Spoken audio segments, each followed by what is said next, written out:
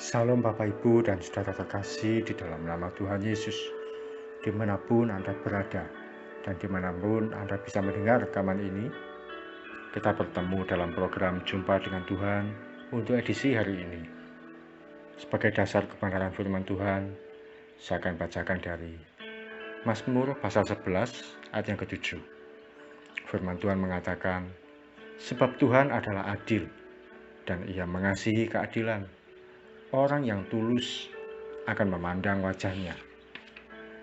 Kata tulus dalam Kamus Besar Bahasa Indonesia mengandung arti sungguh dan bersih hati, atau benar-benar keluar dari hati yang suci. Jujur, tidak pura-pura, ikhlas, dan apa adanya. Orang yang tulus akan berusaha tampil apa adanya, terbuka, dan tidak ada yang ditutupi. Orang yang tulus hatinya tidak akan menjadikan dirinya sendiri hebat, berpura-pura aman, atau tampil dengan menutup-nutupi diri. Ada kalanya ketika kita ini lemah, tidak berdaya, dan putus asa. Lebih baik jujur saja terbuka di hadapan Tuhan. Tidak perlu merasa paling kuat imannya, padahal di dalam hatinya rapuh. Tidak perlu merasa paling aman hidupnya, padahal banyak kekhawatiran di dalam dirinya. Saat saya berada di rumah sakit dalam perawatan COVID, saya tidak menggunakan teori tengking penyakit, seperti yang banyak diajarkan kalau sakit penyakit ditengking. Saya tidak usir penyakit yang saya alami. Saya juga tidak berani berdoa, jadikan negatif hasil tesnya ya Tuhan. Ketika saya sedang dites swab oleh pihak medis atau pihak rumah sakit, saya tidak akan merasa bahwa saya paling beriman dan paling ajaib doanya. Dalam ketidakberdayaan, saya hanya bisa berdoa, saya ikuti apa maumu Tuhan. Jujur, saya sendiri juga tidak kuat saat itu. Di ruangan isolasi itu saya berdoa, Tuhan saya nggak kuat. Kalau Tuhan sembuhkan, silakan sembuhkan. Kalau Tuhan mau bawa saya pulang ke surga, silakan Tuhan, saya siap. Ketika akhirnya saya sembuh, saya percaya Tuhan punya rencana yang indah bagi saya dan keluarga. Demikian juga dalam masalah ekonomi. Saya tidak mau ada sebagai hamba Tuhan yang pura-pura sukses atau pura-pura diberkati. Ketika saya tidak punya uang, saya berdoa apa adanya pada Tuhan. Saya mohon belas kasihan untuk ditolong. Saya mohon belas kasihan pada Tuhan. Ketika saya pun minta dukungan doa pada teman-teman untuk pergumulan kami, itu pun juga karena saya tidak mau menjadi orang yang berpura-pura ketika saya butuh dukungan. Saya tetap sampaikan bahwa saya perlu didoakan. Meskipun seringkali saya tahu ada yang sinis, ada yang tidak suka, mungkin ada yang berpendapat lain dari apa yang saya sampaikan. Saya tidak mau gengsi di hadapan Tuhan. Saya tidak mau pura-pura. Lah kenyataannya memang saya perlu ditolong oleh Tuhan.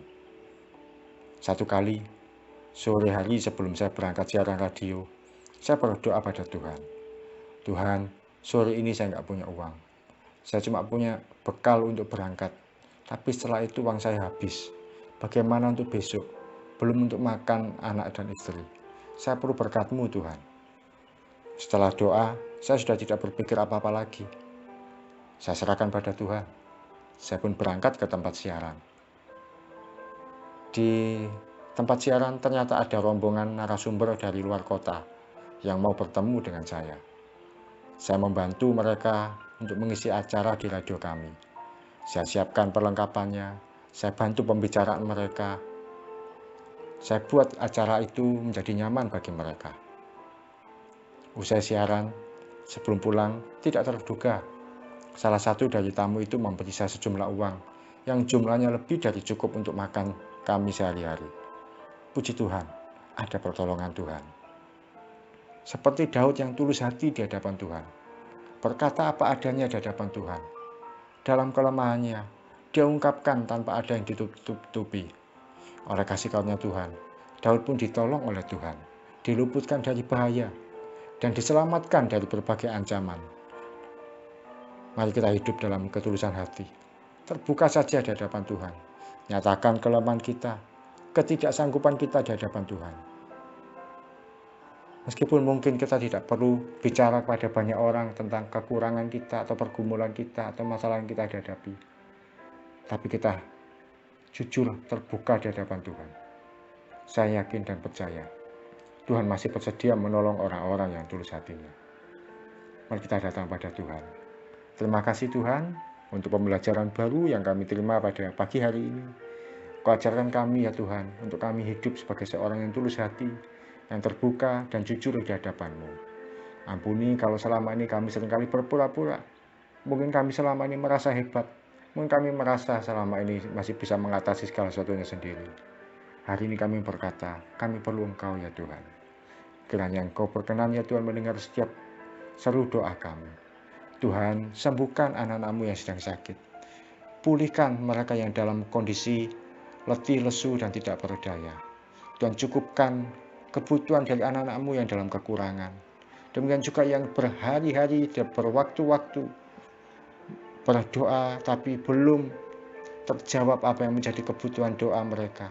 Tuhan, kiranya Engkau memenuhi dan membuat mereka mengalami kelegaan. Terima kasih Tuhan Yesus, hiburkan yang sedih, kuatkan yang lemah, segarkan yang letih lesu. Dan kami percaya Tuhan akan memberkati, menolong, dan memulihkan kehidupan setiap kami yang hidup di dalam ketulusan hati.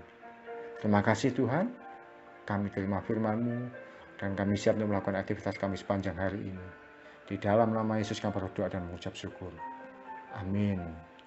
Selamat menjadi pribadi yang tulus hati di hadapan Tuhan. Salam dari Saukir Harjo dari Mitzvah Ministry. Tetap setia sampai garis akhir. Tuhan Yesus memberkati.